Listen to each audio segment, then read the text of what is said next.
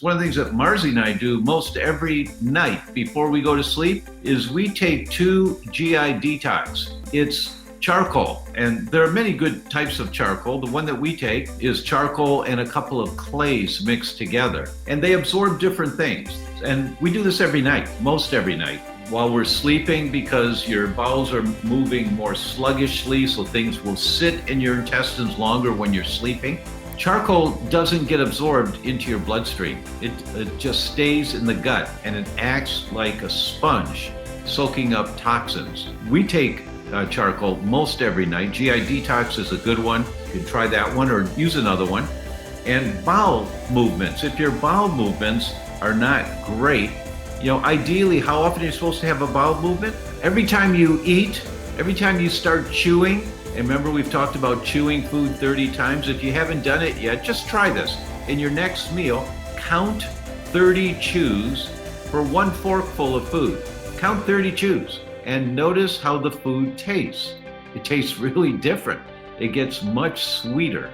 That the carbohydrates in rice or in gluten-free pasta or in breads, if you're eating breads, I hope not, but if you're eating breads, they get much sweeter. They taste much sweeter when you chew it because the enzymes in your saliva start breaking down the carbohydrates, releasing the sugars. When you chew, it's the gastrocolic reflex that gets activated. When you start chewing, the brain sends a message down the spinal cord to the gut that says, move things along now because there's more food coming. So after a meal, you should have a bowel movement. So that means once to twice a day. Good, healthy bowel movements. They should be well formed. The Bristol stool chart is one that's great to use, and you can categorize what type of bowel movements you're having so that you can see. And if you keep track of it for a couple of weeks, every day, just on a piece of paper or a little notebook or in your computer or your phone, you have a bowel movement. Just take a look and then say, oh, that's a number Bristol 4. And you write 4. And then the next bowel movement you have, you write it for 2.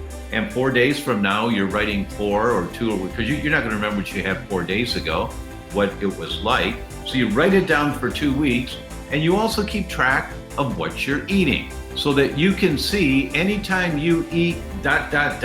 whatever that is, the next day, your bowel movements are really not very good.